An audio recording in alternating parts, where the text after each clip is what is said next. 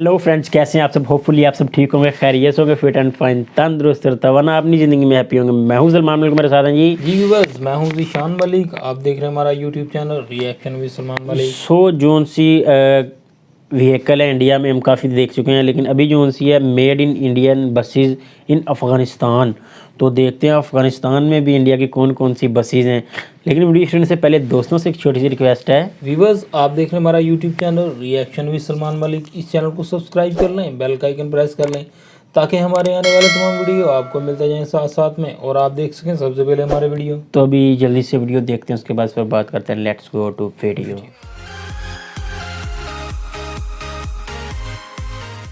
भारत की टाटा और अशोक लेलैंड दुनिया की ऐसी कुछ कंपनीज में से एक हैं जिनकी बसेस आपको दुनिया के लगभग हर देश में चलते हुए दिख जाएंगी। और आज हम ऐसे ही देश की बात इस वीडियो में करने जा रहे हैं जहां गर्मियों में टेम्परेचर 43 डिग्री सेल्सियस और सर्दियों में -25 डिग्री सेल्सियस तक चला जाता है। और इस एक्सट्रीम टेम्परेचर वाले देश में केवल ऐसी बसेस का ही पब्लिक ट्रांसपोर्टेशन में इस्तेमाल किया जाता है जो बहुत ही कम संसाधन और मिनिमम लेवल की मेंटेनेंस के साथ अपनी सेवाएं दे पाती हैं। हम बात कर रहे हैं अफगानिस्तान में चलने वाली मेड इन इंडिया बसेस की, जिन्हें भारत ने मदद के तौर पर अफगानिस्तान को तब सौंपा था जब अफगानिस्तान में लड़ाई छिड़ी हुई थी और आर्थिक तंगी के दौर से गुजर रहे अफगानिस्तान में पब्लिक ट्रांसपोर्टेशन की बहुत जरूरत थी, क्योंकि उस टाइम रेलवेज का विस्तार अफगानिस्तान में लगभग ना के बराबर था। हम बात कर रहे हैं 2003 की, जब अफगानिस्तान युद्ध काल में था और भारत ने अफगानिस्तान को उसी साल लगभग 270 बसेस डोनेट की थी।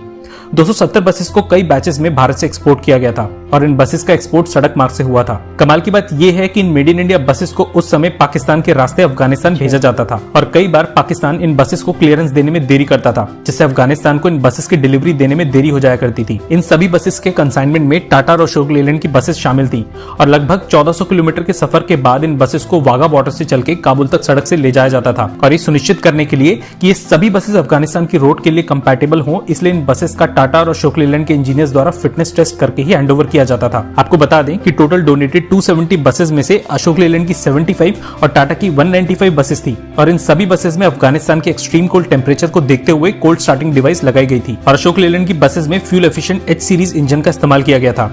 हम 270 बसेस का डेटा केवल 2003 तक ही यहाँ ले रहे हैं। वैसे 2003 से अब तक बहुत सी और बसेस अफगानिस्तान को डोनेट की जा चुकी हैं। इन सभी बसेस का इस्तेमाल न केवल सिटी कम्यूटिंग के लिए किया जाता है, बल्कि इंटरस्टेट रूट्स पर भी इन बसेस का इस्तेमाल होता है। एक न्यूज आर्टिकल के मुताबिक 2001 से 2015 तक लगभग 900 बसेस भारत की तरफ से अफगानिस्तान को डोनेट की गई थी, पर क्योंकि अफगानिस्तान उस समय एक बहुत बड़े युद्ध से गुजर रहा था, इसलिए इन सभी डोनेटेड बसेस की खास मेंटेनेंस नहीं की जाती थी और मेंटेनेंस न होने की वजह से इनमें से ज्यादातर बसेस का ज्यादा सालों तक इस्तेमाल नहीं किया जा सका। इसलिए 2015 में अफगानिस्तान की national state run bus service Milli की तरफ से ये बताया गया कि भारतीय सरकार की तरफ से और 1000 बसेस अफगानिस्तान को डोनेट की जाएंगी।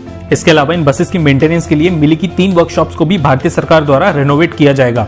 इसके बाद सन 2017 में ये खबर निकल के आई कि भारत ने $2.87 मिलियन की आर्थिक सहायता अफगानिस्तान को इसलिए दी जिससे 350 पब्लिक बसेस को रिपेयर और ओवरऑल किया जा सके। ये सहायता धनराशि उन टाटा और अशोक लेलैंड की बसेस के लिए दी गई थी जिन्हें गवर्नमेंट ऑफ इंडिया ने अफगानिस्तान की सरकार को डोनेट किया था। भारत के 2 पड़ोसी देशों को छोड़ के in made in India buses को सभी पड़ोसी देशों में चलाया जाता है, जिनमें नेपाल, भूटान, म्यांमार, बांग्लादेश और श्रीलंका शामिल है। इसके अलावा यूरोपियन, मिडिल ईस्ट और बहुत से डेवलप्ड देशों में भी इंडियन ब्रांड्स की ये बसेस काफी पसंद की जाती हैं।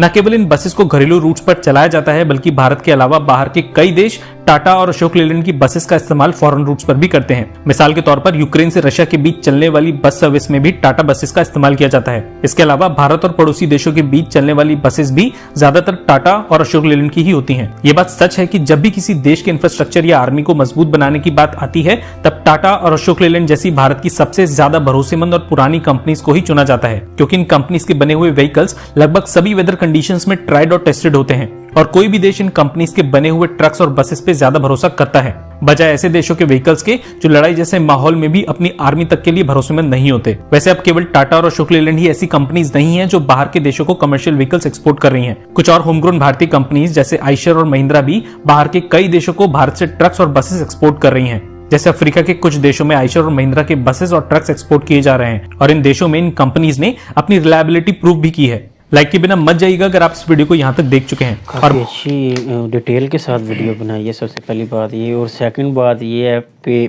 अब कभी ऐसा हो ना कि बरास्ता पाकिस्तान ये बसेस जाती हैं तो हम जरूर देखने जाएंगे।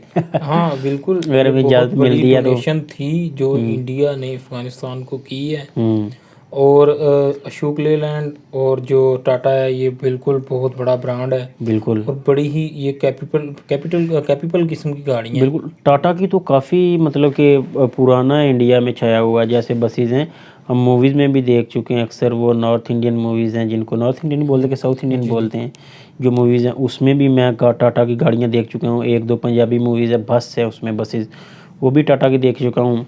तो काफ़ी जैसा कि जैसी सेम इसी तरह की जैसे अफगानिस्तान में दिखाई गई हैं बसेज। जी बिल्कुल, जैसे वो बता रहे थे कि यूक्रेन में भी चलती हैं, रसिया यूक्रेन जो है, तो बिल्कुल मैं कह सकता हूँ कि ये बहुत बड़ा अच्छा, ब्रांड दो है, मुल्कों बड़ी का अच्छी क्या गाड़ी बोला है। था ना, दो मुल्क छोड़कर पाकिस्तान और हज़ारीबाद चाइना के बोला होगा। हाँ बिल्कुल, पाकिस्तान और चाइना का बोला है और मेरा बिल्कुल ख्याल है कि पाकिस्तान और इंडिया का तो मुवाजना नहीं बनता। हाँ, इंडिया और चाइना का आपस में कंपैरिजन, मुवाजना, मुकाबला, हर चीज़ बनती है। मतलब बात ये है कि पाकिस्तान ने तो परचेज़ करनी है, अगर इंडिया से ऐसी चीज़ मिले तो वो परचेज़ कर सकते हैं, कोई इशू नहीं है इसमें। जी बिल्कुल, लेकिन भाई की वीडियो बड़ी अच्छी थी, भाई थोड़ा सा इसको पॉलिटिकली ले गए, तो जबकि मैं नहीं चाहता कि हम अपने चैनल से कोई भी पॉलिटिकली बात को डिस्कस करें, बिल्कुल तो उसमें वो चाइना को पॉलिटिकली लेके गए हैं, तो बिल्कुल ये उनका राइट है, बिल्कुल उनको उनके साथ है, वो कर सकते हैं, लेकिन हम अपनी वीडियो में पॉलिटिकली नहीं, मैं वैसे सेंस में वही कोई तो मैं नहीं बात कर रहा करेंगे।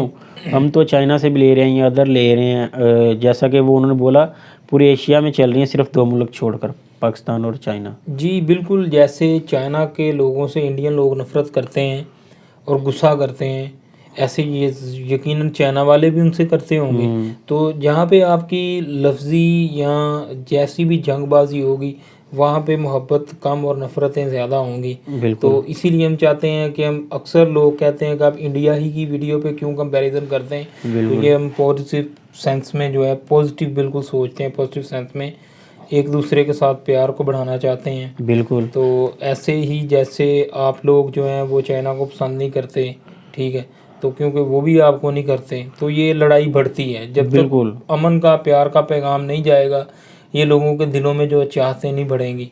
तो इसलिए हम तो बिल्कुल पॉलिटिकल इशू पे तो बात ही नहीं करते। चाइना और पाकिस्तान और इंडिया का ये है ना कि पब्लिक भी, लैंग्वेज भी हम समझ सकते हैं, खाने पीने का स्टाइल और ये वो, तो इसलिए हम ज़्यादा जो सा वो इंडिया पर प्रेफरेंस की, मतलब ठीक है यार ये निज़ाम ठीक है, लोग भी हमारे जैसे हैं, जो सी नफरतें हैं यहाँ से ख़त्म हो जाएंगी।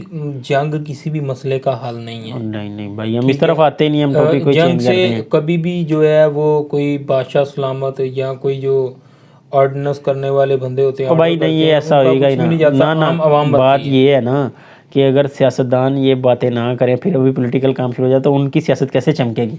हाँ ये चीज़ है, तो लेकिन बात यहाँ पर ख़त्म होती है ना कि अगर पॉलिटिशियन ये ऐसी बातें ना करें तो उनकी लेकिन सियासत एक बात कैसे है चमकेगी? व्यूअर्स, मैं ये सच्ची बात कर रहा हूँ, आप जिधर से भी देख रहे हैं, जहाँ से भी देख रहे हैं, अल्हम्दुलिल्लाह पाकिस्तान में कभी इंडिया को लेके वोट नहीं मांगा गया जी आप हमें वोट दें और हम जनाब इंडिया की बैंड बजाएंगे, इंडिया का साथ लड़ेंगे, इंडिया को घुटनों पे बैठा लेंगे। मतलब इसमें मीडिया का बहुत करैक्टर है। कभी भी हमारे पाकिस्तान में वोट इस चीज़ का जंग के नाम पे नहीं मांगा गया। लेकिन इस मरतबा वैसे भी अब जैसे यूथ है सब, तो ये इस बात को समझते हैं। इंडिया में भी हम देखते हैं ना वीडियोस जो सी है कि वहाँ पे वो कर रहे हैं सर्वे और वो बोल रहे हैं नहीं यार बस लड़ाई को छोड़ो।